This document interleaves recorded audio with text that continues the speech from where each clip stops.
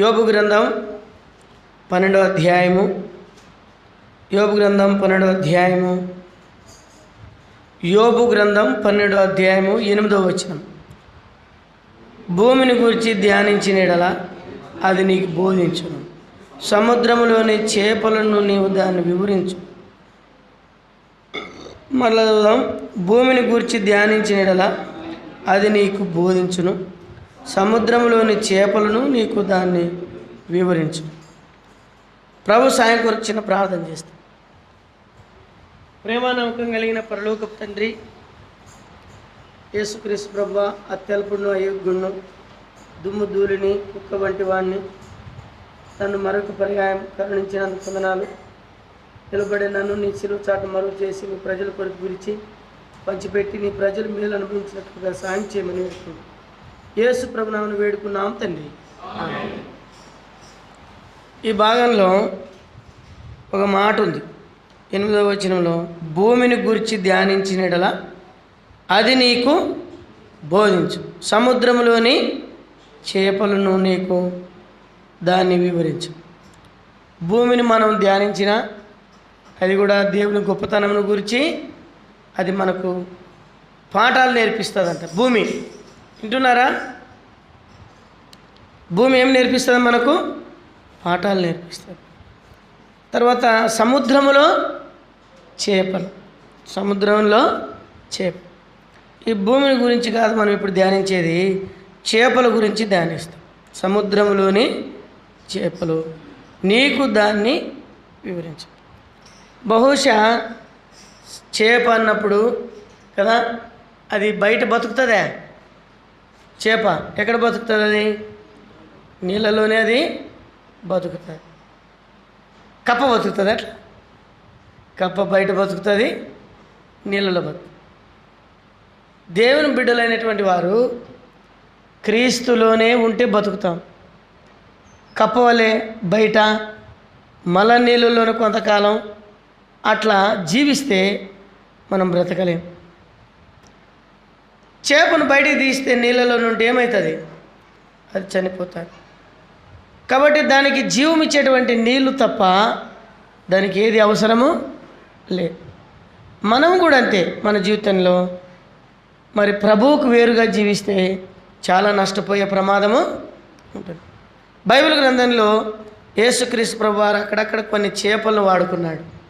అవి ఏం చూపిస్తున్నాయి, అవి ఏం మనకి బోధిస్తున్నాయి చూద్దాం రండి. యోహాను సువార్త 21వ అధ్యాయము 5వ వచనం. యోహాను సువార్త 21వ అధ్యాయము 5వ వచనం. 21:5. యేసు, పిల్లలారా, భోజనమునకు మీ యొద్ద ఏమైనా ఉన్నదా అని వారిని అడగగా, చదవండి. అప్పుడు ఆయన దోణి కుడి ప్రక్కన వలవేడి మీకు దొరుకునని చెప్పాను గనుక వారు అలాగు వేయగా చేపలు విస్తారముగా పడినందున వలలాగలేకపోయారు. ఇక్కడ ఒక సందర్భం ఉంది కదా. ఏం సందర్భం అది? యేసుప్రభు వారు పునరుద్ధానుడై తిరిగి లేచిన తర్వాత తన శిష్యుల దగ్గరికి వచ్చి అడిగినాడు, పిల్లలారా, మీ దగ్గర తినడానికి ఏమైనా ఉందా అని అడిగినాడు. ఏమైనా ఉందా మీ దగ్గర తినడానికి అని అంటే వాళ్ళ దగ్గర ఏమీ లేదు. చాలాసార్లు దేవుడు మన నుండి ఆశపడతాడు. చాలాసార్లు దేవుడు ఏం పడతాడు? మన నుండి ఆశపడతాడు. కానీ మనము దేవునికి ఫలభరితమైనటువంటి జీవితం జీవించకపోతే మనము ఈ లోకంలో నిష్ప్రయోజనమైనటువంటి వారమైతే. నిష్ప్రయోజనం అంటే ఎంత ఏం చేసినా కొన్ని చెట్లకు ఏముండదు, ప్రయోజనము ఉండదు. ఇప్పుడు ఇక్కడ మనం చూసే భాగంలో ఏంటంటే యేసుప్రభు మరి రాత్రంతా వాళ్ళు కష్టపడ్డారు, వాళ్ళకి చేపలు దొరకలే. ఏ చేపల్లారా, మీరందరూ పోయి పేతురు వాళ్ళలో పడండి అని చెప్పినాడా? ఏం గద్దించలేదు, వాటిని ఏమనలేదు కదా. చేపలను ఏం తిట్టలేదు, లేకుంటే వాటిని గద్దించలేదు, ఏం ఒక మాట కూడా వాటిని మాట్లాడలేదు. వీళ్ళకి ఏం చెప్పినాడంటే, మీరు కుడివైపున వల వేడి అన్న వల వేయగానే విస్తారంగా వచ్చి పడినాయండి. అంటే ఈ చేపకు ఏమని పేరు పెట్టవచ్చు మనము? లోబడినటువంటి చేప. ఎందుకు లోబడింది చేప? చేప దేవునికి లోబడింది. ప్రభువు చెప్పినాడు కుడివైపుకి వెళ్ళాలా, కుడివైపున వల వేయగానే మనమందరం ఇష్టంతో ఆ వలలో పడాలి. అది ఎలాంటి వల అంటే నిండిపోయి వాళ్ళు ఏం చేసినారంట, లాగలేకపోయినారంట, వల పిగిలిపోయిందంట. అంటే అన్ని చేపలు మరి వాళ్ళు రాత్రంతా ఏం చేసినారు? అప్పుడు ప్రభు చెప్పగానే అన్ని చేపలు వాళ్ళకు పడినాయి. అంటే ఈ చేపలన్నీ కూడా దేవుని మాటకు లోబడుతున్నాయి. చేపలు ఏం చేస్తూ ఉన్నాయి? దేవుని మాటకి ఏం చేసినాయి? లోబడి. మరి మనం ఏం చేయాలా? మనం? చేప చెప్తుంది నేను దేవునికి లోబడినాను. నేను ఎవరికి లోబడినాను? నేను ప్రభువుకి లోబడినాను. మరి మన మనుషులం కదా, చేపకి జ్ఞానం ఉంటుందా? ఏమయ్యా ఉంటుందే? చేపకి ఏముండదు, జ్ఞానం ఉండదు. దాన్ని తల్లేదు పిల్లేదు అది తింటుంది కదా. అయితే అది ఏం చేసిందంట? దేవుని మాటకు లోబడింది. యోబు గ్రంథం 12వ అధ్యాయం 9వ వచనం చదవండి. ఎందుకు లోబడిందో అక్కడ చెప్పబడింది. ఆ చేప ఎందుకు లోబడింది దేవునికి? చదవండి. యోబు గ్రంథం 12వ అధ్యాయంలోనే 9వ వచనం. వీటన్నిటిని బట్టి యోచించుకునేడలా. ఇవన్నీ యోచించుకున్నాయంట. ఏమని? దేవుని హస్తం మమ్మల్ని చేసి, మేము ఆయన సృష్టి, అందుకనే మేము ఆయనకి ఏం కావాలా? లోబడాలి. మనిషి దగ్గరికి దేవుడు రాగానే మనుషుడు ఎలాంటి వాడు చెప్పండి? దేవునికి లోబడతామా? చూడండి, మీరు ఎంత ఆత్మీయులంటే నాకు అర్థమే కాలే. 11 గంటలకు వచ్చినారు. అప్పటికి మా ఆరాధన అయిపోయి టేబుల్ మెసేజ్ ఉంటుంది మా మందిరంలో. ఏ మెసేజ్ ఉంటుంది? అప్పటికే ఆరాధన చేసేది అయిపోయి ఉంటుంది. కరెక్ట్ 9కి వస్తారు.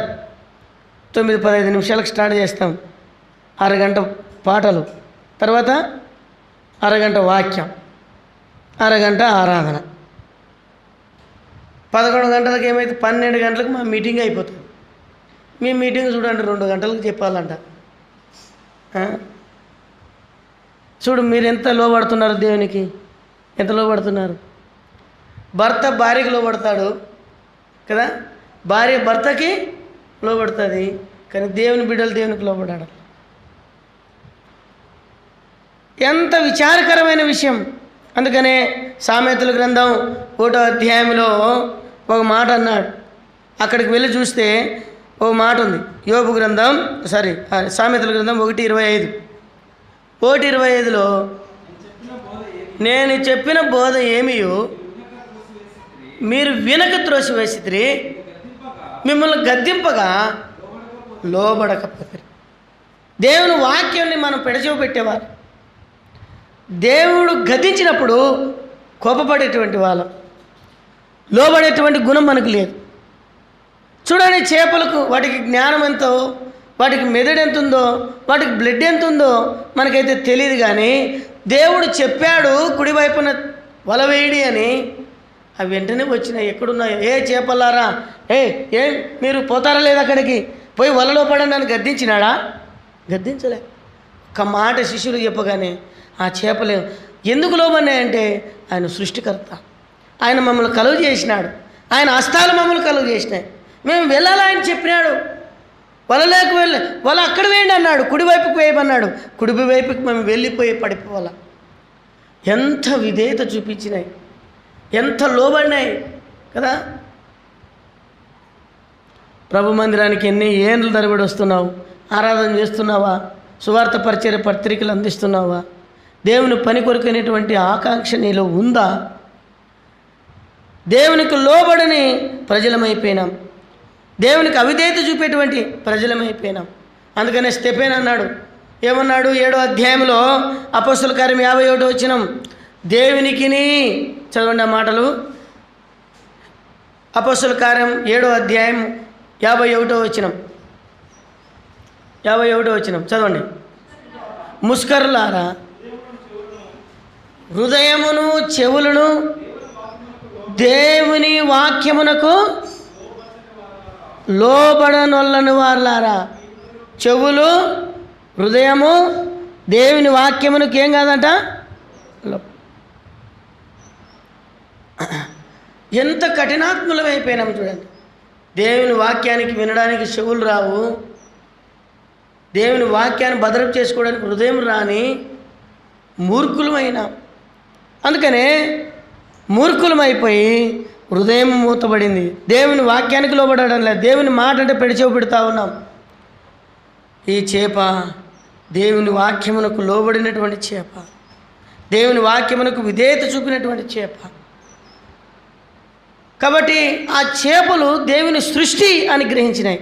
ఈనాడు నువ్వు దేవుని సృష్టి అంతే, అదంటే దేవుని సృష్టి. నువ్వు నేను ఏం సృష్టి? దేవుని పోలిక కదా. మనమెంత ఎవరము? దేవుని పోలిక, దేవుని వలె ఉండిన వాళ్ళం. మన పోలిక చొప్పున నరులని నిమిత్తం మనం ఆయన పోలిక, ఆయన స్వరూపంలో ఉన్నవారం. ఇంకా ఎంత లోబడాలి దేవునికి? దేవుడు అంటే ఎంత భయపడాలా? ఈనాడు దేవుని భయం పోయింది దేవుని ప్రజల మధ్యలో.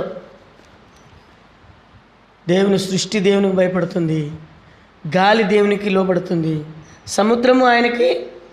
అందుకని వాళ్ళు అన్నారు కదా, మార్క్స్ వార్త 7వ అధ్యాయంలో ఏమన్నారు? ఈయన ఎవరో, ఈయనకి గాలి సముద్రము లోబడుచున్నాయి. సముద్రం ఎట్లుంటుంది తెలుసా? తుఫాను లేస్తే 2 తాడి చెట్లు ఎత్తుగా వస్తాయి అలలు. ఎంత పెద్ద ఓడలైనా కూడా ఒక్క ఉన్నపాటను మునిగిపోతాయి. అలాంటి అలలతో కూడినటువంటి సముద్రాలు ఈ భూమి మీద 70% ఉన్నాయి. ఒక్క మాట ఆయన ఆజ్ఞిస్తే లోబడతాయి. సముద్రాలు లోబడతాయి, పక్షులు లోబడతాయి, సృష్టి పంచభూతాలు దేవుని ఆజ్ఞకు లోబడతాయి, దేవుని మాటకు విధేయత చూపుతాయి. ఈనాడు దేవుడు లోబడని వాళ్ళని ప్రజల వైపు దినమెల్లా చేతులు చాయాల్సి వచ్చింది, దినమెల్లా చేతులు చాయాల్సి వచ్చింది. నీకోసం నా కోసం లోబడినటువంటి ప్రజలం ఇప్పుడు లోబడతాం, మరి బయటకు పోతే కప్పవలే జీవిస్తాం. దేవుని వాక్యానికి అనుకూలమైనటువంటి జీవితం మనకు జీవించడం లేదు. చూడండి, ఇది లోబడినటువంటి చేపలు. ఈ చేపలకు ఏమని పేరు పెట్టబడినా మనం? లోబడినటువంటి చేపలు. 2వ చేపలు చూద్దాం. రండి, లూకాసు వార్త 24వ అధ్యాయము 36 వచనం నుండి 42 వరకు చదవండి. లూకాసు వార్త 24వ అధ్యాయం. వారిలాగు మాట్లాడుచుండగా ఆయన వారి మధ్య నిలిచి, మీకు సమాధానం అవునుగాక అని. అయితే వారు దిగులు పడి భయాక్రాంతులై భూతము తమ కనబడనని తలంచిరి. అప్పుడు ఆయన, మీరెందుకు కలవరపడుచున్నారు? నేను ఆయనను అనుటకు నా చేతులను నా పాదములను చూడుడి, నన్ను పట్టి చూడుడి. నాకున్నట్టుగా మీరు చూచున్న ఎముకలను మాంసములను భూతములకు ఉండునా అని చెప్పాను.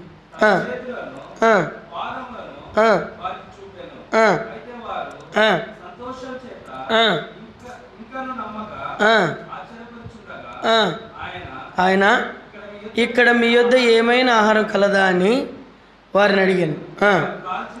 వారు కాల్చిన చేప ముక్కను ఆయనకి ఇచ్చిరి. చాలు. కాబట్టి ఇక్కడ రెండవదిగా మనం చూస్తాం 42వ వచనంలో కాల్చిన చేప. ఏ చేప ఇది? కాల్చబడినటువంటి. కాల్చబడితేనే దేవునికి పనికొస్తాం. కాల్చబడితేనే దేవునికి కాల్చబడిన చేప. ఎలాగ మనం కాల్చబడాలా? దేవునికి పనికి రావాలంటే మనము దేవుని వాక్యంలో చూస్తాం కదా, దేవాది దేవుడు ఏమన్నాడు ఇర్మియాతో? ఇర్మియా, నువ్వు కుమ్మరవానింటికి వెళ్ళు. అక్కడ కుమ్మరుడు ఏం చేస్తుంటాడు? 18వ అధ్యాయంలో ఉంది కదా, ఏమన్నాడు? కుమ్మరుడు ఏం చేస్తాడంట? కుండలు కాలుస్తూ ఉంటే ఆ కుండ తయారు చేసేటప్పుడు కదా ఎంత అందంగా తయారు చేస్తాడు. పొరపాటున ఆ కుండ చెడిపోతుంది.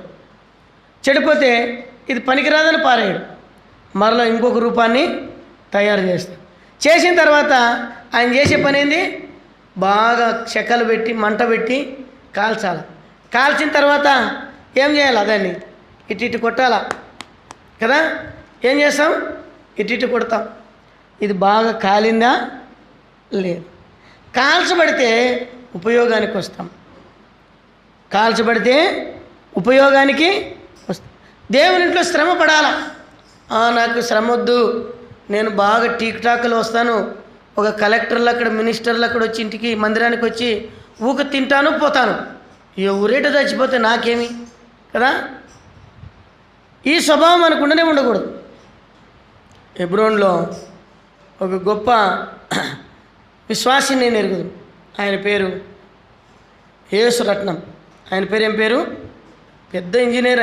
ఆయన కింద ఆయన సంతకం చేస్తే ఎంపీలు ఎమ్మెల్యేలకు డబ్బులు వస్తాయి. నేను నాగర్ కర్నూలులో సేవ చేస్తున్న దినాల్లో అంత గొప్ప వ్యక్తి దేవుని మందిరంలో ఇస్తరులు ఎత్తేవాడు. చూసినారా? దేవుని మందిరంలో ఏం చేసేవాడు? ఇస్తరులు ఎత్తేవాడు. ఎంతమంది అని ఆఫీసర్స్ని బైబిల్ బ్యాగ్ వేసుకొని పోతాడు ఆయన. ఎంతమంది అని? అంత పెద్ద ఇంజనీర్. ఆయన కింద 30-40 మంది ఇంజనీర్లు ఉంటారు. ఆయన పెద్ద పెద్ద ఆఫీసర్ లేదని మీటింగ్ పెట్టినప్పుడు అక్కడ పోలు కదా, పోయినప్పుడైతే మన సురేంద్రలు అక్కడ బ్యాగ్ తీసుకొని పోవచ్చు సింపుల్గా కదా. ఇప్పుడు ఆయన బైబిల్ బ్యాగ్ వేసుకొని నువ్వు పోయా పేపర్ల కంటే పోతాడా? పోతావా? పోడు. మరి ఆయన అట్లాగా చేసేది. ఆయన ఏం చేసేవాడంటే బైబిల్ బ్యాగ్ వేసుకుని అందరు నవ్వేవాళ్ళు ఆయన చూసి. ఎంతో అద్భుతమైనటువంటి సాక్ష్యం సంపాదించుకోగలిగాడు. క్రీస్తు కొరకు అవమానాలు పడ్డాడు, నిందింపబడ్డాడు. మీడియా ఆయనను ఎంతో టార్చర్ పెట్టింది. మిగతా వాళ్ళు ఆర్ఎస్ఎస్, బీజేపీ, బజరంగ దళ్ వీళ్ళంతా కూడా ఆయన మీద చాలా వ్యతిరేకత చేశారు. క్రీస్తు కొరకు నలిగిపోయినాడు, కాల్చబడ్డాడు. అయితే ఆయన గొప్ప పరిచారకుడయ్యాడు. నువ్వు క్రీస్తు కొరకు కాల్చబడినంత ఎంతో ఉపయోగానికి వస్తావు. ఇక్కడ కాల్చబడినటువంటి కాల్చబడితేనే శ్రమ వద్దంటే ఎట్లయితుంది? మనకు శ్రమ కావాలి. శ్రమలు లేకుంటే మన క్రైస్తవ జీవితానికి అర్థమే లేదు. అందుకనే దేవుని వాక్యంలో శ్రమల గుండా వెళ్ళారు భక్తులు కదా. షద్రేక్, మేషక్, అబేద్నెగోలు ఏమన్నారు? బబులోన్లో పెద్ద విగ్రహాన్ని నిలబెట్టినారు. పెద్ద విగ్రహాన్ని నిలబెడితే ఏమన్నాడు? ఎవరే కానీ ఈ 30 రోజులు మేము ఏం చేస్తాం? వీణలు వాయిస్తాం, పెద్ద వీణలు వాయిస్తాం, తబలాలు కొడతాం మేము కదా. అప్పుడు ఇంకేం చేసి ఉంటారు? ఇప్పుడెళ్ళైతే పలానా జాతర జరిగింది పలానా కాడ అంటే ఏం చేస్తారు? డ్రామాలు పెడతారు, డప్పులు పెడతారు, మైకులు పెడతారు, అందరూ పిలుస్తారు. బంధువులు రండి రండి మా ఊరిలో ఇది జరుగుతుంది రండి అని కదా పిలుస్తారా? పిలుస్తారు. తిరునాళ్ళు జరుగుతుంది రండి. తిరునాళ్ళకి తిక్కోడు వచ్చి తిరిగిపోయినాడంట. అట్లా తిక్కోడు తిరునాళ్ళకి వస్తే ఏమవుతాడు? తిరునాళ్ళంతా తిరిగిపోయినట్టు తిరిగి వస్తారు. అట్లా ఆ విధంగా ప్రజలందరూ వచ్చినారు. 30 రోజుల నుండి జరిగినటువంటిది. అప్పుడు ఈ ప్రతిమ మేము పాటలు పాడేటప్పుడు, మేము పూజ చేసేటప్పుడు ఈ ప్రతిమకి ఏం చేయాలి? మీరు నమస్కారం చేయాలి. అప్పుడు వాళ్ళు ఏమన్నారు? షద్రేక్, మేషక్, అబేద్నెగోలు నిలబడ్డారు. వాళ్ళు విశ్వాసంతో నిలబడ్డారు. మేము ఆకాశాన్ని భూమికి ప్రభు అయిన దేవుణ్ణే తప్ప దేన్ని మేము ఆరాధించం. మనుషుడు చేసిన దాన్ని దేన్ని పూజించం. వాళ్ళు చెప్పగలిగారు. బహుశా నేను అనుకుంటాను అది ప్రాణ ప్రతిష్ఠ పండగేమో వాళ్ళు చేసినారు. అయితే వాళ్ళు లోపడలే. ఆ దినాన్ని వాళ్ళకి ఏమొచ్చింది? మరణం వచ్చింది. వాళ్ళకి ఎదురుగా వచ్చింది. 7 అంతలుగా అగ్ని గంధకములతో గుండాన్ని మంట పెట్టినారు. అయితే వాళ్ళు చెప్పిన మాట ఏంటంటే, నెబుకద్నెజరు ఇందును గూర్చినటువంటి చింత మాకు లేదు. ఇంకేమన్నారు?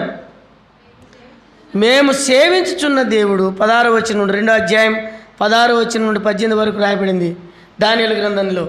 మేము సేవించుచున్న దేవుడు మండుతున్న ఈ వేడిమి గల అగ్నిగుండంలో నుండి మమ్మల్ని తప్పించును, రక్షించుటకును సమర్థుడు మరియు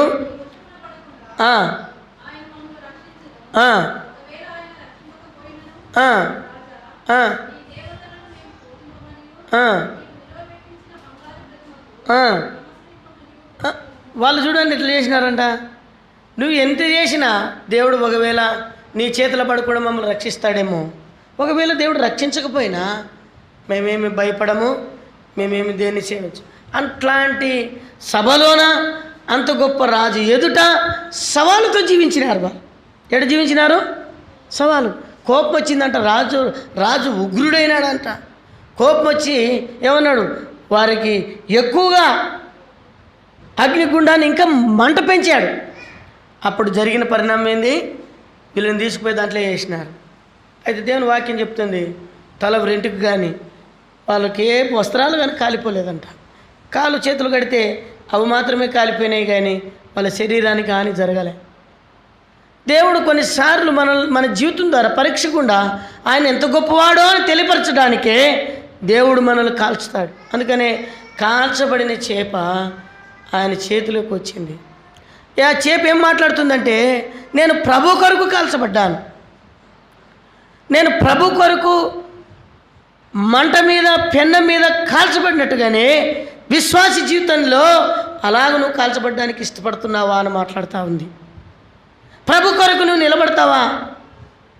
అయితే ఈ గ్రంథంలో మనం చూస్తాం, యాకోబు గురించి దేవుని వాక్యం ఏం చెప్తుందంటే, యెషయా గ్రంథంలో 43వ అధ్యాయం 2వ వచనంలో, యాకోబు నిన్ను సృజించిన వాడు యెహోవాను నేనే కదా. అయితే ఏమన్నాడు? నువ్వు సముద్రం జలముల మధ్యలో వెళ్ళినను, జ్వాలల మధ్యలో నువ్వు వెళ్ళినను, జ్వాలలు నిన్ను కాల్చా చాలు. చాలాసార్లు పరిస్థితులు ఇంతే నాకు అనుకుంటున్నావేమో, ఇంకా ఈ పరిస్థితులు కూడా నన్ను గడ్డకేసేవారే లేరనుకుంటున్నావేమో. అవి నీకే అని తలపెట్టవు, అవి ఏమి నిన్ను చేయవు. ఒక ఆయన అన్నాడంట, ఏమన్నాడంటే, దేవుని వాక్యంలో జలముల మధ్యలో పోయినా అవి నిన్ను ముంచవు, అగ్ని మధ్యలో నడిచినా కాలవని చెప్పి. ఒకడేమన్నాడంట, నడి సముద్రంలో పోయినక్కడ దుమికినాడంట, సముద్రంలోకి చచ్చిపోయినాడు. ప్రభు దగ్గర పోయినాడంట, ఏం ప్రభా సముద్రంలోకి పడినా చచ్చిపోరని చెప్పినావే అంటే, ఓరి పిచ్చోడా, సముద్రం అంటే అది కాదు, సముద్రం అంటే ఈ లోకంలో నీకు అనుమతించేటువంటి శ్రమలు. భౌతికంగా ఏది మనం తీసుకోకూడదు. అందుకనే దేవుని బిడలమైనటువంటి మనము ఎరగాల, తెలుసుకోవాలా. నేను ఈ లోకంలో శ్రమల గుండా వెళ్తున్నప్పుడు, ఇబ్బందుల గుండా వెళ్తున్నప్పుడు, పిల్లలు అనారోగ్యంలో ఉండొచ్చు, కుటుంబంలో అనేకమైన పరిస్థితులు ఎదురు రావచ్చు, అప్పుల బాధలు ఎక్కువ కావచ్చు, లేదా అనారోగ్య పరిస్థితుల గుండా మరణపు అంచుల దాకా వెళ్ళవచ్చు. నువ్వు దేవుని మహిమపరచు, నువ్వు దేవుని ఏం చేయి? మహిమపరచు. ఏమని మహిమపరచాలా? ఈ జీవిత యాత్రలో ఏమి సంభవించినా నీకే మహిమ ప్రభువా అని చెప్పాలి. అలాగ మనం జీవించాలి. అందుకని ఈ చేప ప్రభు కొరకు కాల్చబడింది, శ్రమల గుండా వెళ్ళేదానికి అప్పగింపబడింది. చూడండి, ఇంకా దేవుని వాక్యంలో చూస్తే రండి, 1 పేతురు పత్రిక 1వ అధ్యాయం 6-7 వచనాలు, 5-6 వచనాలు చదవండి. 5, 6, 7 వరకు 1 పేతురు పత్రిక 1వ అధ్యాయము 5వ వచనం అండి.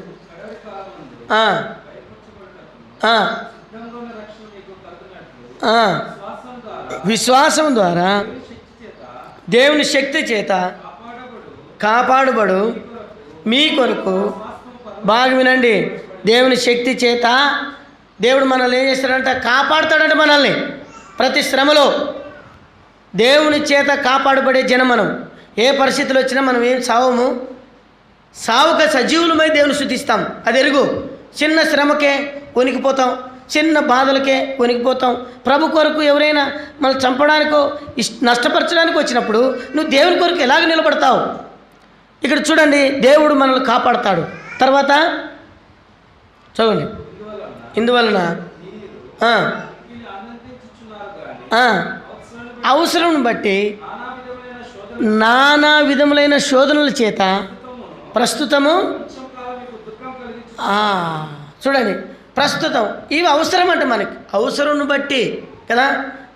అవసరం అంటే అరవింద మంకులు ఒక మాట చెప్పేవాడు. అరవింద మంకులని గొప్ప సేవకుడు ఉండేవాడు. ఆయన ఒక అద్భుతమైన వివరణ చెప్పేవాడు. అవసరం బట్టి మీకు శ్రమలు అవసరం, నీకు అవసరం శ్రమలు. ఆయన ఏమన్నా చెప్పేవాడంటే, పిల్లలకి పోలియో చుక్కులు వేసే ఒకటి ఇంజెక్షన్ వేస్తారు కదా. ఏమి ఇంజెక్షను? పుట్టిన పిల్లలకి ఇంజెక్షన్ వేస్తారు. అయితే ఆ ఇంజెక్షన్ వేసినప్పుడు ఏమొస్తుంది? పిల్లలకి ఏమొస్తుంది? ఏం మీకు తెలియదమ్మా, చెప్పండి. ఏమొస్తుంది? జ్వరం వస్తుంది, ఏడుస్తారు, 2-3 రోజులు ఏం కాదు, నిద్రపోరు. అప్పుడు తల్లి హృదయం ఎట్లుంటుందమ్మా? స్వస్థ చచ్చినవ్వు ఉప్పు అంటారా? ఏమంటుంది?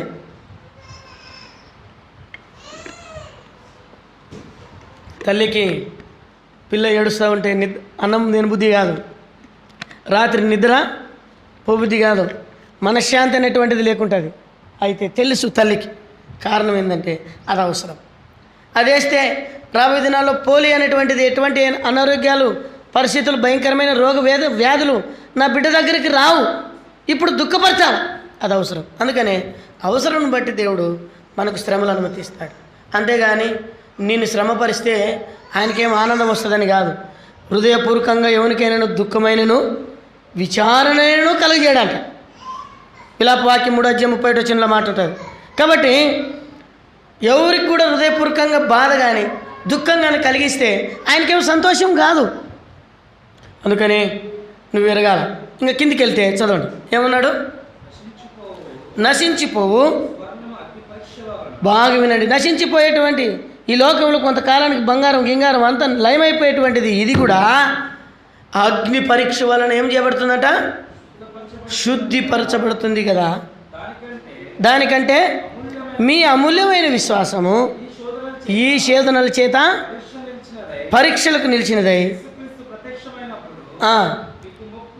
మీకు మెప్పు కలుగునట్లు మహిమయు ఘనతయు. ఒకనాడు యేసుప్రభు దగ్గరికి వెళ్ళినప్పుడు నీకు ఘనత, నీకు మహిమ, ప్రజలందరూ ఎదుట, దేవదూతలందరూ ఎదుట దేవుడు అక్కడ నిన్ను పొగుడతాడు, అక్కడ నిన్ను మెచ్చుకుంటాడు. ఈ మాట పేతురు ఎందుకు రాశాడంటే ఆ దినాల్లో మొదటి శతాబ్దంలో 70వ సంవత్సరంలో దేవుని బిడ్డలకి కఠినమైన శోధనలు వచ్చినాయి. నీరో చక్రవర్తి నీరో చక్రవర్తి ఏం చేసినాడంటే క్రైస్తవులైనటువంటి వాళ్ళందరినీ పట్టుకొని సింహాలు బోన్లు వేసి సింహాలకి 7 దినాల ఆహారం వేయకుండా వీళ్ళని వేసేవాడు. అవి వచ్చి భయంకరంగా చంపేటి, వీళ్ళని చంపుకొని తినేటువంటి అటువంటి పరిస్థితులు అవి. కొంతమందిని ఇంకా యేసుప్రభుని విడిచిపెడతావా లేదని చెప్పి యేసుప్రభు దేవుడు కాదని చెప్పు అని చెప్పి హింస పెడతామంటే యేసుప్రభువే దేవుడు అని ఒప్పుకుంటే వాళ్ళని ఏం చేసినాడంటే తన ఉద్యానవనంలోనికి తీసుకొని వెళ్ళి తన ఉద్యానవనంలో పెద్ద పెద్ద కర్రలకి కట్టి శరీరాల మీద మైలం పోసేవాడు. మైలం అంటే తారు అంటాం కదా మనం. అట్లాంటిది పూర్వము పెళ్ళిళ్ళు కానీ ఏదైనా జరిగితే సాకులోకి అది పెడతాండ్రి, బట్ట కట్టి దాని మీద మైలం పోసేవాళ్ళు. అది ఆరిపోదు కదా. దాన్ని పోసి దేవుని బిడ్డలకి పోసి దిగంబర్లుగా వాళ్ళు కట్టేసి బట్టలు గిట్టలు ఏం లేకుండా దిగంబర్లుగా కట్టేసి మైలం పోసి అంటించేవాళ్ళు. ఆ మంటలో వాళ్ళ అర్థనాదాలు కేకలు పెట్టుకొని ప్రాణం ఇడుస్తుంటే వీడు బట్టలు ఇడిచేసి దిగంబరై నాటి వేసేవాడంట. ఎవరు? నీరో చక్రవర్తి. అర్థమైందా? అట్లాంటి శ్రమలు ఉన్నాయా మనకేమన్నా? ఏం తిని తొందరగా రెడీ అయ్యి మందిరానికి వచ్చి వాక్యమినేకి మళ్ళీ నిద్రపోతాం. ఇంకా చూడండి, ఇందాక పోతామా మనం పరలోకానికి? మనం పడే శ్రమ ఇదే కదా. ఇంకా వచ్చిన సేవకుడు కూడా తినేవారా అని కూడా పలికిచ్చే దిక్కు కూడా ఉండవు. ఇంకా తినే అయిపోయిందే పోతా, ఇంకా పోయేదే. వచ్చేటప్పుడు కూడా అంత హుషారు ఉండొచ్చు కదా, అప్పుడు ఉండదు మనకు. కాబట్టి అటువంటి పరిస్థితుల్లో రాశాడు పేతురు పత్రికలో. ఏం రాశాడు? నశించిపో సువర్ణము అగ్ని పరీక్ష వలన పరీక్షింపబడుతుంది కదా. దానికంటే మీ అమూల్యమైన విశ్వాసం. ఎలాగో వాళ్ళు పట్టుకోగలిగారు ఆ మాటలు వాళ్ళ హృదయంలో ఎంత పనిచేసింది. క్రీస్తు కొరకు సజీవ దహనంగా చేయబడ్డారు. మనమే సజీవ దహనం కాదు, మనది ఏ దహనం కాదు. ప్రభు కొరకు 4 ఆత్మల సంపాదన కొరకు కష్టపడే వాళ్ళం కాదు. ఈ చేప చూడండి, ప్రభు చేతిలోకి పోయినటువంటి ఈ చేప ఏం చేయబడిందట? కాల్చబడిన చేప ఒకటి ఉండేను, అది ఆయన చేతికి ఇచ్చారు. ఇప్పుడు అది ఆయన ఏం చేసినాడంట, వారి ఎదుట ఏం చేసినాడు, భుజించినాడు. వారి ఎదుట ఏం చేసినాడు ప్రభు అయిన దేవుడు, భుజించినాడు. ఈనాడు దేవాది దేవుడు నిన్ను నన్ను జ్ఞాపకం చేసుకున్నాడు. అయితే నువ్వు కాల్చబడేదానికి ఇష్టపడు. ఆ చేప కాల్చబడేదానికి ఇష్టపడింది. ఒక దినాన తను ఎంత శ్రమ గుండా వెళ్ళిందో ఆ చేప, యేసుక్రీస్తు ప్రభు వారు పునరుద్ధానుడైన తర్వాత ఆయన చేతికి అక్కరకు వచ్చింది కదా. ఇప్పుడు నువ్వు దాని గుండా వెళ్తావా? మళ్ళీ చేపకి తెలుసు ఆయన మమ్మల్ని కలుగు చేసినాడు, నేను ఆయనకి అక్కడికి రావాలా, ఆయన పనికి రావాలా, దాని కొరకు కాల్చబడింది. ఇక మూడో చేప చూద్దాం దేవుని వాక్యంలో. చెప్పొచ్చా ముగియేలా? ఏమ్మా చెప్పమంటారా ముగియమంటారా? రైట్, చెప్తా. అయితే అందరూ అంటే నాకు మెజారిటీ ఎక్కువ ఉంది కొంచెం చెప్పమని. ఇక్కడ ఏమనలే వీళ్ళు, అంటే మెజారిటీ తగ్గింది. ఇక్కడ మెజారిటీ తగ్గింది, స్త్రీల మెజారిటీ పెరిగింది. నాకు కొన్ని ఓట్లు ఎక్కువ పడినాయి కాబట్టి ఇప్పుడు నేనే సీఎంను చెప్పేదానికి. కాబట్టి చెప్తాను. మూడోది రండి, యోనా గ్రంథం 1వ అధ్యాయం 17వ వచనం చదవండి. యోనా గ్రంథం 1వ అధ్యాయం 7వ వచనం 17వ వచనం చదవండి. యోనా గ్రంథం 1వ అధ్యాయము 17వ వచనం. ఒక గొప్ప మచ్చరము ఒకటి యోనాను మింగవలనని యెహోవా నియమించి ఉండగా చాలు. ఇక్కడ దైవజనుడు చేయవలసిన పని చేప చేసింది. ఈ చేపకి ఏమని పేరు పెట్టుకుందాం? అప్పగించిన పనిని నమ్మకముగా చేసిన చేప. యోన అనేటువంటి వ్యక్తి గొప్ప దైవజనుడు కదా. దైవజనులతోనే వచ్చింది ఈ దినాల కంప. మేమే తక్కువైన వాళ్ళం కాదు, మానుంటే మీరు చెడిపోతారు. అసలు కథ అది. ఏమంటే మాది బయటికి చెప్పుకోము కదా. బోధలేమో పెద్ద పెద్ద బోధలు చేస్తారు. ఇక్కడే బోధలు, పరలోకంలో బోధలు లేవు. పరలోకంలో బోధ ఉంటే అందరూ మైకులు పట్టుకుంటారు కదా. పరలోకంలో ఏం లేదు. దేవుని పని అప్పగించిందని చేయకుండా ఈయన ఎక్కడ పోయినాడు? నినివే పట్టణాన్ని విడిచి తార్షీషుకు పోయినాడు. దానివలన డబ్బులు దేవుని సొమ్ము కదా. మరి పేరు యోన. యోన అంటే ఏం అర్థం? మీనింగ్ ఏమిటి?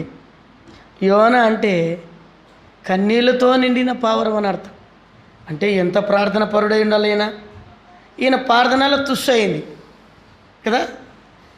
దేవుని మాటికి అవిధేయత చూపినాడు. వాడు దుర్మార్గుడే. దేవుడు క్షమించినప్పుడు నువ్వు నేనేది క్షమించకపోవడం, నువ్వు నేనెంత చెప్పు. కాబట్టి దేవుడు కరుణ సంపన్నుడు. దేవుడు మన వేషదేశాలు చూడడు. ఆయన ఆ వ్యక్తి క్షమాపణ అడుగుతాడనేటువంటి పశ్చాత్తాపమైన హృదయం ఉందంటే ఆ వ్యక్తి దగ్గరికి నువ్వు పోవాలా, అంతే. ఈయన వెళ్ళకుండా ఏమైనాడు? నీటిలో ప్రయాణం చేసినాడు, ఓడలో ప్రయాణం చేసినాడు. దేవుడు చెప్పినాడు ముందే, ఎంత కాసుకొని ఉందో, పలానా సేవకుడు వస్తాడు, సముద్రంలో వేస్తారు. నోరు తెరుచుకొని ఉందంట, నోరు తెరుచుకొనింది. జాగ్రత్త, 3 రోజులు నువ్వు ఎక్కడ పోవాలా? నీ కడుపులో పెట్టుకోవాలా. తర్వాత 3 రోజులు నువ్వు ప్రయాణం చేయాలా. తర్వాత 3 రోజులకు ఏం చేయాలా? 3 రోజులకు నువ్వు కక్కాలి. నేను ఆలోచన చేసినప్పుడు అసలు యోన రాకముందే ఒక చేపకు పని అప్పగించినాడు. ఈయన చెప్తే వినడానికి వస్తాడు. నేనేం చేస్తాను? సముద్రాన్ని అల్లకొల్లం చేస్తాను. అప్పుడు తన బలహీనత ఎరుగుతాడు. పారేస్తారు. కానీ నువ్వేం చేయాలా? కడుపులో పెట్టుకోవాలా. దేవుడు ఎంత కరుణా సంపన్నుడు చూడు. ఎంత తప్పు చేసినా కరుణించేవాడు మన దేవుడు. ఇప్పుడు ఈ చేప విధేయత చూపింది. ఈ చేప దేవునికి నమ్మకంగా పనిచేసింది. ఎక్కడ పారేస్తాడో, ఎక్కడొస్తాడో, ఎంత ప్రయాణం చేసింది అంటే నేను చూసినాను బైబిల్లో, ఈస్టర్లో చూసినాను. ఆనాడు ఉన్నటువంటి నినివే పట్టణము యెరూషలేము అనేటువంటి దేవుని పట్టణానికి 2000 మైలు దూరం అంట. 2000 మైలు దూరం 3 దినాలు ఏమన్నా తినకుండా ఉపవాసం ఉంది. ఏమన్నా తింటే అరిగిపోతాడు ఈయన. ఏమన్నా తింటే లోపల ఉన్నాడు ఏమవుతాడు? అరిగిపోతాడు. ఎంత పస్తు, 3 దినాలు పస్తు ఉంది. క్రైదనం చెల్లించింది, దేవుని కొరకు పనికొచ్చింది. నమ్మకమైనటువంటి పని చేసినటువంటి చేప. ఈనాడు నువ్వు నమ్మకమైన వాడుగా దేవుడు నిన్ను చూస్తున్నాడా? ఈ చేప గురించి బైబిల్ గ్రంథంలో రాశాడండి. యోనాను మింగినటువంటి చేప దేవుని పని చేసింది.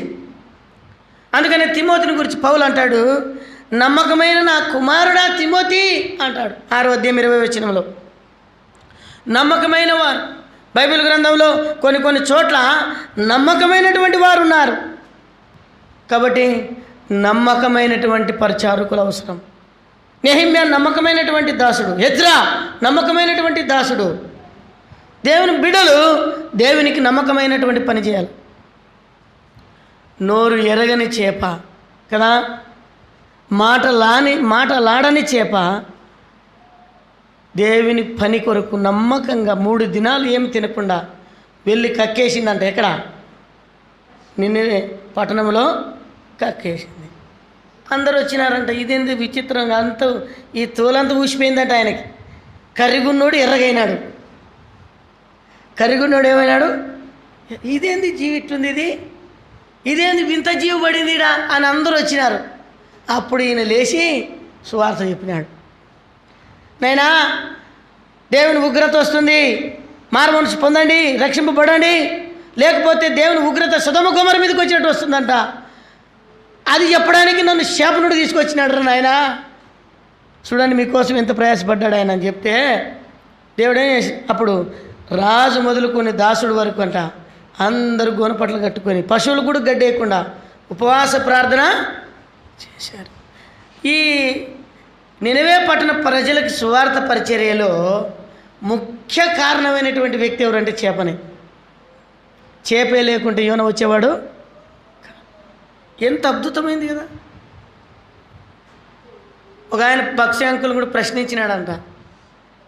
భక్ష్య అంకుల్ని, బైబిల్లో యోనాని తిమింగలం మింగింది అని ఉంది, నువ్వు నమ్ముతున్నావా అని అడిగినారంట ఆయన. అప్పుడు ఆయన అన్నాడంట, అట్లా కాదు, బైబిల్లో తిమింగలం అనేటువంటి పెద్ద చేపని యోనయే మింగినాడని రాసుంటే నమ్ముతానన్నాడంట. ఎంత విశ్వాసం చూడైంది భక్సింగ్ గారిది కదా.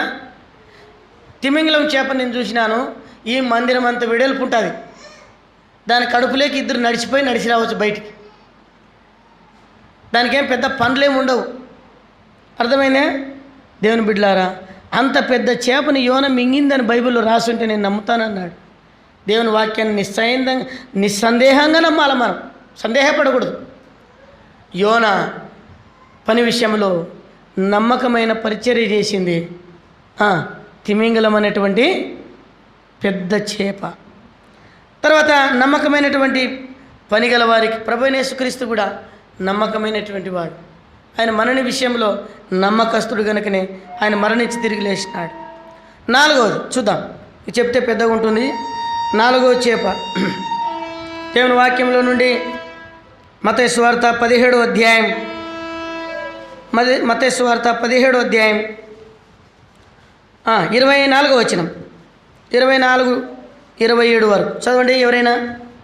17వ అధ్యాయం మత్తయి సువార్త. వారు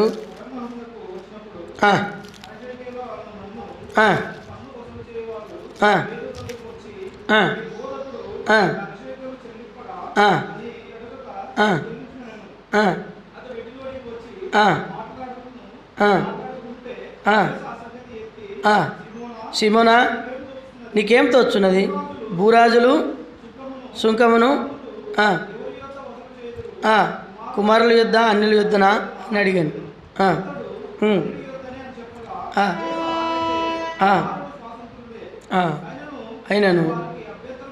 అయినను మనం వారికి అభ్యంతరం కలుగు చేయకుండానట్లు నువ్వు సముద్రమునకు పోయి గాలం వేసి మొదట పైకి వచ్చిన చేపను పట్టుకొని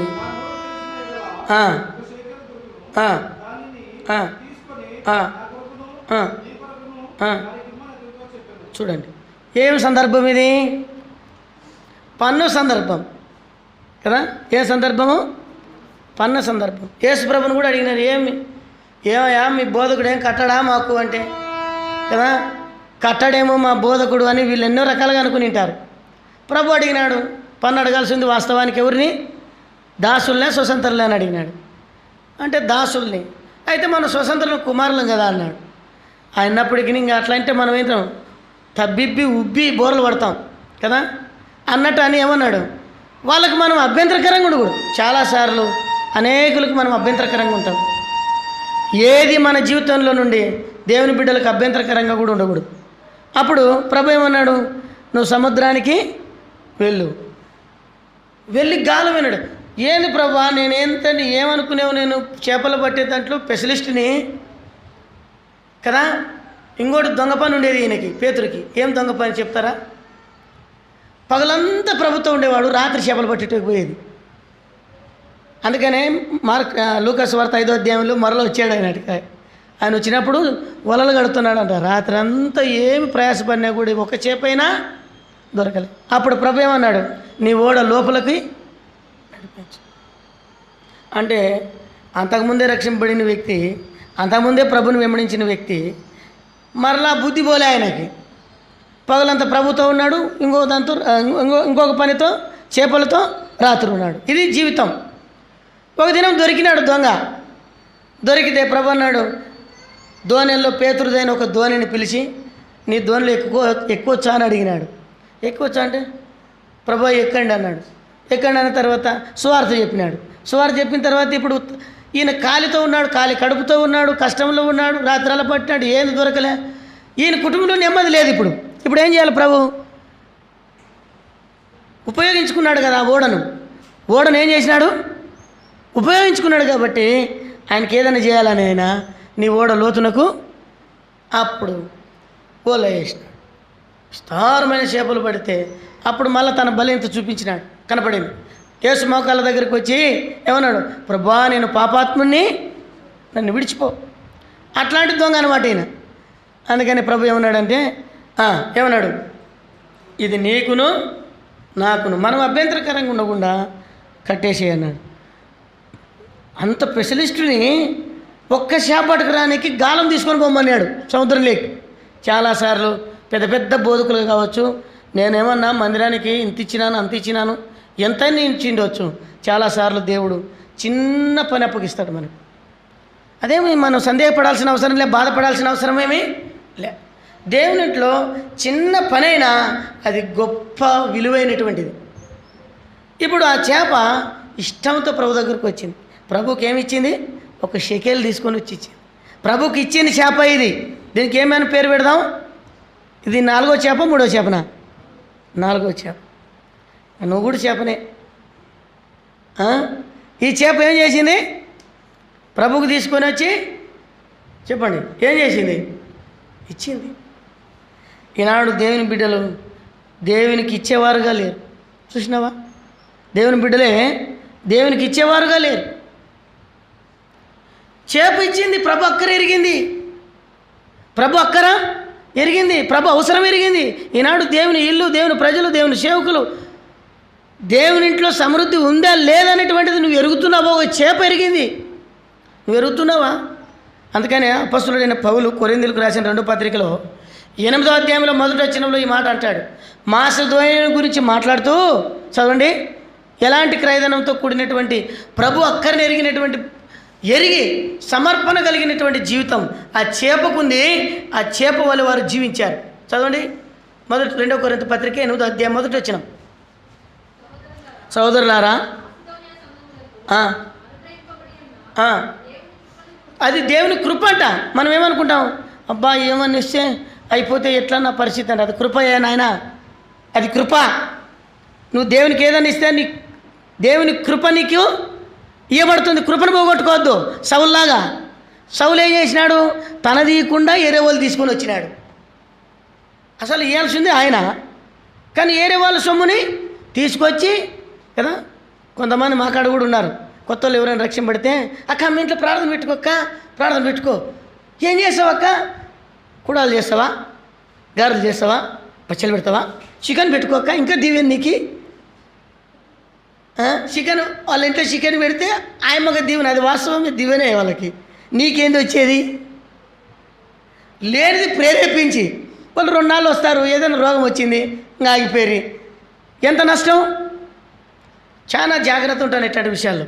అయితే దేవుని బిడ్డలారా, ఇప్పుడు చూడండి ఇక్కడ రాయబడినటువంటి మాట ఏంటంటే, ఆయన సౌలు తన సొంతది ఇవ్వకుండా ఎవరు తెచ్చినాడు? అమోనీయులు తీసుకొని వచ్చినాడు.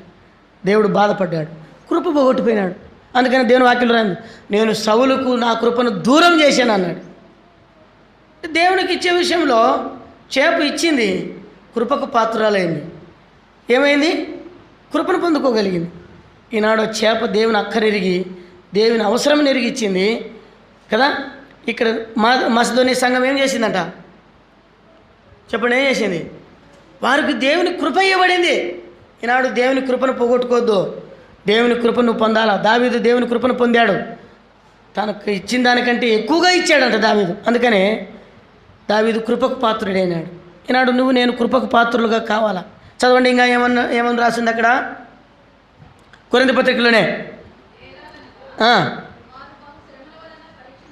బహు శ్రమల వలన పరీక్షింపబడగా.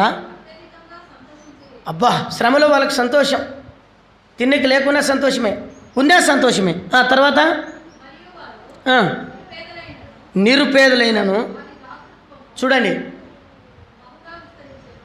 నిరుపేదలు అంటే ఏంది అర్థం? నిరుపేదలు అంటే అర్థం ఏమి? ఆనాటికి తెచ్చుకొని అంటే ఒక పూట తిని 2 పూటలు ఉపాసం పండుకునేవాళ్ళు, పస్తు పండుకునేటువంటి వాళ్ళు. నిరుపేదలకు ఏముందమ్మా? నిరుపేదలకు ఏముంది? ఇచ్చే గుణం ఉంది. ప్రభు అక్కరని ఎరిగే గుణం ఉంది. ఎంతోమంది ఇశ్రాయేలు దేవుని ప్రజలున్నా సారేపతికే పంపించినాడట దేవుడు అన్ని వాళ్ళ దగ్గరికి. ఏముంది ఆమె దగ్గర? పేదరాలు. ఆమె దగ్గర ఇచ్చే గుణం ఉంది. అది కృపకు నువ్వు పాత్రురాలుగా చేసేది. ఇప్పుడు ఎంత చూడండి, దేవుని బిడ్డలమైనటువంటి మనము ఇక్కడ రాయబడినటువంటి మాట అంటారు, వారు నిరుపేదలైనను ఏమంట? వారి దాతృత్వం బహుగా విస్తరించి. ఒకసారి భక్సింగ్ గారు దినాల్లో ఒక ఆయమ్మ మరియమ్మ అని ఉండేది, ముసలాం, చాలా పెద్ద ముసలాం. ఆమె ఎంతో ధనవంతురాలు. ప్రభు కొరకు తనకున్నటువంటి సర్వస్వాన్ని అప్పగించి ఎక్కడో విజయనగరం అక్కడ ఉంది ఆయమ్మ, ముసలామ, చిన్న కొట్టం. ఆ కొట్టంలో ఒక్కతే, పిల్లలు లేరు, ఏం లేరు ఆయమ్మ. ఓసారి భక్సింగ్ గారు ఆమె బర్త్డేని జ్ఞాపకం చేసుకొని బట్టలు పంపించినాడంట హెబ్రోన్ నుండి. ఎందుకు పంపించినాడు? ఆడికి పోతే ఆమె ఏం బ్లౌజ్ లేదు, ఒక శారీ వేసుకునిందంట ఇట్లా ముసలి. ఆమెను వెతుక్కుంటూ పోతే ఒక సేవకుడు, పెద్ద సేవకుడు వెతుక్కుంటూ పోయినాడు. పోతే ఇక్కడ మరియమ్మ ఉందంటే మరియమ్మ ఉంది. నేనేనయ్యా అనుకుంటూ వచ్చిందంట బయటికి. ఆమెను చూస్తే సరైన స్నానం లేదు, సరైన గుడ్డలు లేవు. మరి భక్సింగ్ గారు ఆమెకు బట్టలు పంపించినాడు. ఏం కారణం అంటే ఆమె దాతృత్వం బహుగా విస్తరించింది. దేవుడు అందరూ మనం మర్చిపోవచ్చు, దేవుని కృప ఎన్నడూ మనల్ని విడిచి పోదు. దేవుడు మనకు సహాయకుడు. భక్సింగ్ గారు అట్లా గుర్తుపెట్టుకునేవాడు అంట. దేవుని బిడ్డలారా, ఈ చేప చూడు ప్రభు అక్కరిని ఎరిగి ఇచ్చింది. ఇక్కడ కూడా మసిదోనియా సంఘం కూడా అలాగనే ప్రభు కొరకు కలిగినటువంటి వారుగా ఉంది. ఇప్పుడు చూడండి 4వ వచనం, 3 చదవండి, 4వ వచనం, అదే కొరింథీ పత్రికలని. పరిశుద్ధుల కొరకు పరిచర్యలో పాలు పొందే విషయంలోను మనఃపూర్వకముగా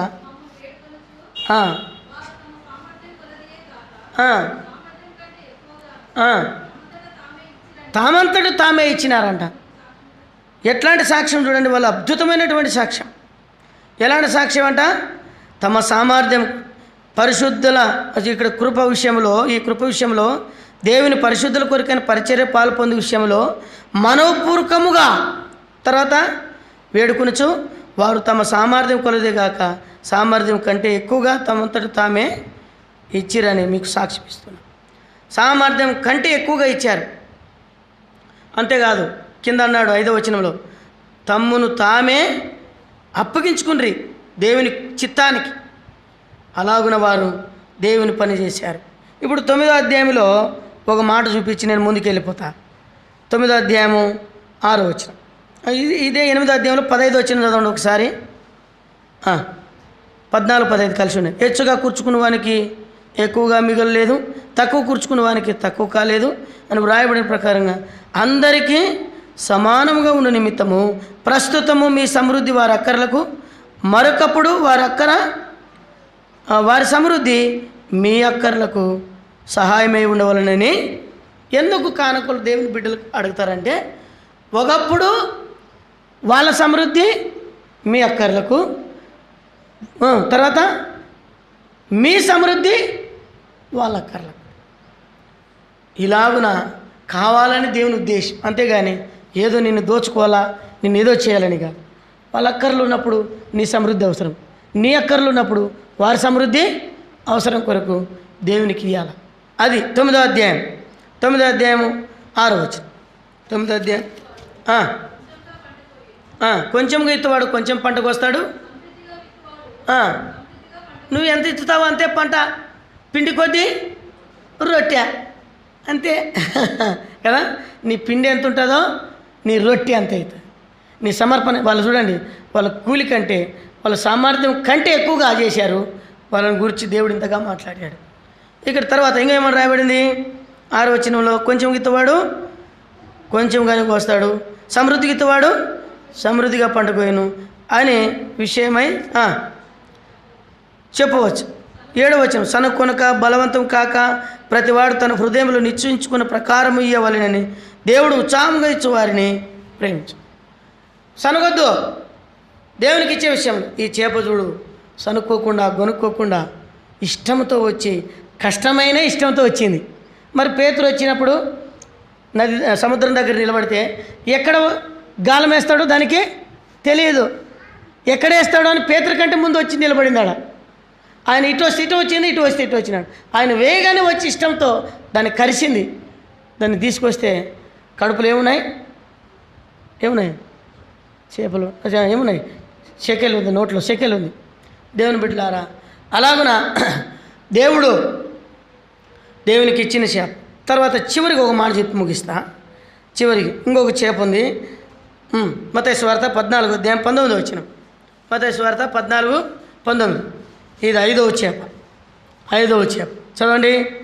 మత్తయి సువార్త 14:19. పచ్చిక మీద కూర్చున్నాడని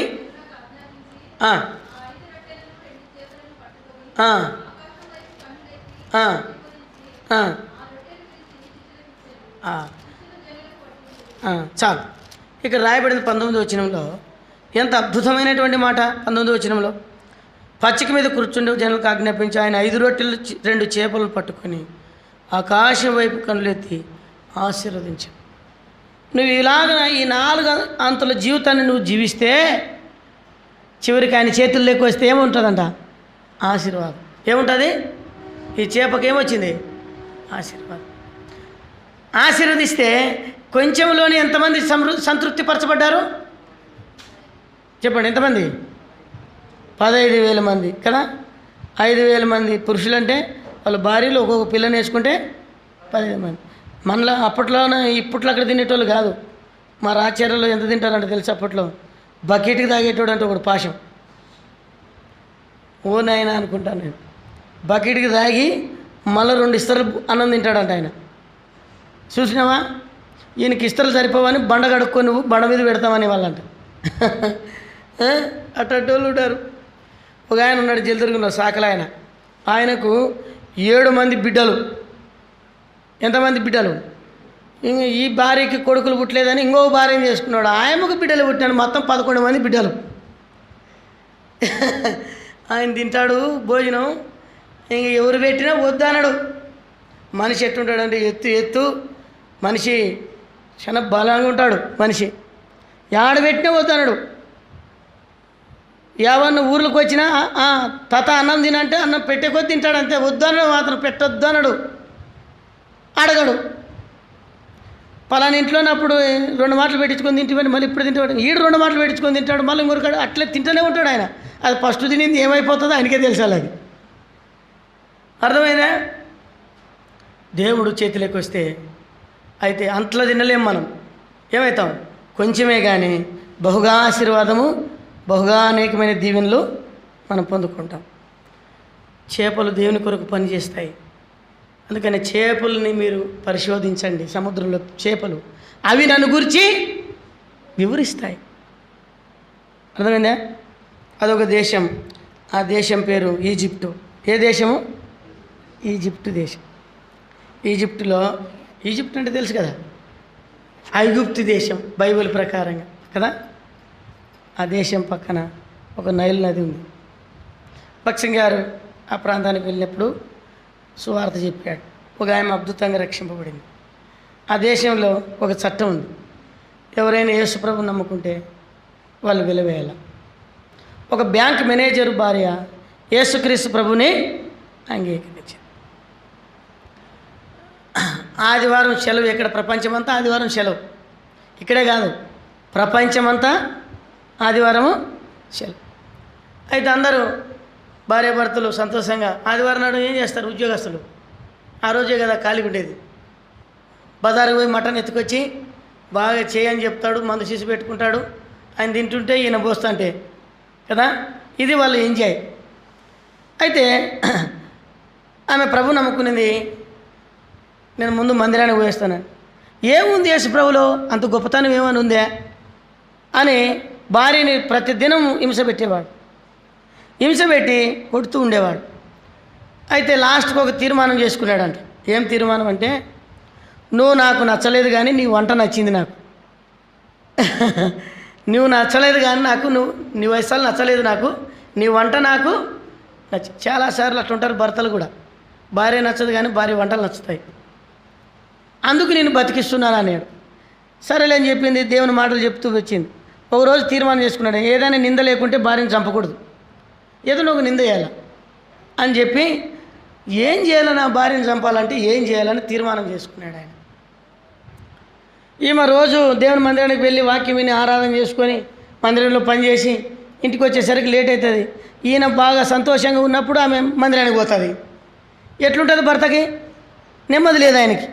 కాబట్టి నేను చెప్పినట్టు నా భార్య వినడం లేదు, కాబట్టి నాకు ఈ భార్య వద్దు, ఇడాకలే ఏమిలే, ఏదో ఒకటి చేసి చంపేయాలని తీర్మానం చేసుకో అని చెప్పి, బ్యాంక్ మేనేజర్ కదా అని చెప్పి ఆ నైలు నదిలో ఏం చేసినాడు?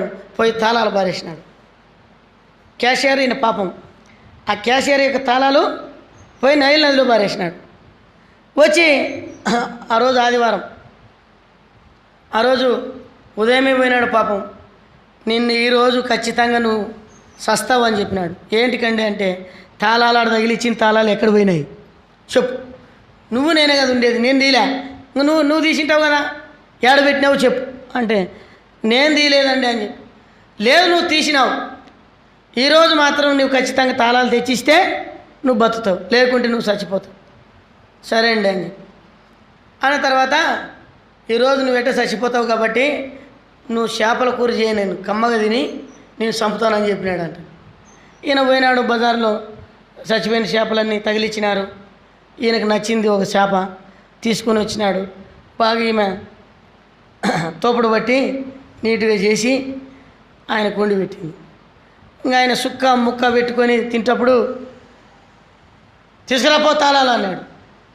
తీసుకురాపో తాళాలు అంటే లోపల పోయి తాళాలు తీసుకొచ్చి ఇచ్చింది. లోపల పోయి తాళాలు తీసుకొచ్చి ఇచ్చింది. అప్పుడు ఈ తాగిందంతా ఎక్కడ పోయిందో, ఈయనకి తాగిందంతా ఎక్కడ పోయిందో లేచి నిలబడి భార్య కాళ్ళు పట్టుకొని ఏడ్చినాడు. అయ్యో, నిన్ను చంపాలని దుర్మార్గంగా నేను నా చేతులతో నేను నైల్ నదిలో పారేసి వచ్చినాను, ఈ తాళాలు నీకు ఎక్కడి నుంచి వచ్చినాయని అడిగి అంటే ఆయన చెప్పింది, నువ్వే తెచ్చినావని చెప్పి. దేవునికి తెలుసు నా బిడ్డకి ఈరోజు మరణం ఉంది, కఠినాత్ముడు, నా బిడ్డ చనిపోతుంది. అయితే ఫలానోడు వచ్చి తాళాలు, బ్యాంక్ తాళాలు, క్యాష్ పెట్టేటువంటి తాళాలు నైల్ నదిలో వేస్తాడు. నువ్వు వెంటనే వెళ్ళి ఏం చేయాలా? ఆ తాళాలు మింగేయాలా, నువ్వు సావాలా, నువ్వు వల వేస్తాడు ఒకడు వచ్చి, ఆ వలలో పడాలా, ఆ వల వాడు తీసుకొని పోయి ఏం చేస్తాడు, నిన్ను మార్కెట్లో ఎలాంటి తీస్తాడు. అప్పుడు నువ్వు నిగనిగలాడాలి, మళ్ళా వీని కళ్ళు నిన్ను చూడాలా, నిన్ను ఆకర్షించాలా, వాడు నేను తీసుకొని పోవాలి.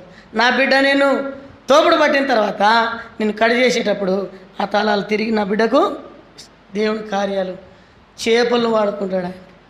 అర్థమైందా? అప్పుడు ఆయన పశ్చాత్తాపడ్డాడు, మారమనసు పొందాడు. అక్కడికక్కడే మారమనసు పొంది ఆ కుటుంబం ద్వారా రెండు సంఘాలు ఈజిప్ట్ దేశంలో హెబ్రోను సంఘాలు ఉన్నాయి. భక్సింగ్ గారు అట్లా పనిచేసినాడు దేవుని కోసం. కాబట్టి దేవుని బిడ్డలారా, ఎన్ని చేపలు చెప్పుకున్నాం? మొదటిది చెప్పండి, మీకు ఏమైనా గుర్తుంటే చెప్పండి. లోబడిన చేప. రెండవ చేప కాల్చబడిన చేప. మూడవ చేప నమ్మకంగా అప్పగించిన పని చేసిన చేప. నాలుగో చేప దేవునికి ఇచ్చిన చేప. ఐదో చేప ఆశీర్వదింపడి చేప. బల దగ్గరికి వస్తున్నాం, మనల్ని మనం అవంటే నోరు ఎరగనివి, మాటలు రానివి కదా, ఎంత విధేయత చూపినాయి, పాఠం నేర్పిస్తున్నాయి మనకు. మనం ఇంకెంత జాగ్రత్తగా జీవించాలి. కనుక ప్రభు బలలో యోగ్యమైన విధానంలో మనం బలలో వచ్చేది. కళ్ళు మూసుకోండి, ప్రార్థన చేస్తాం.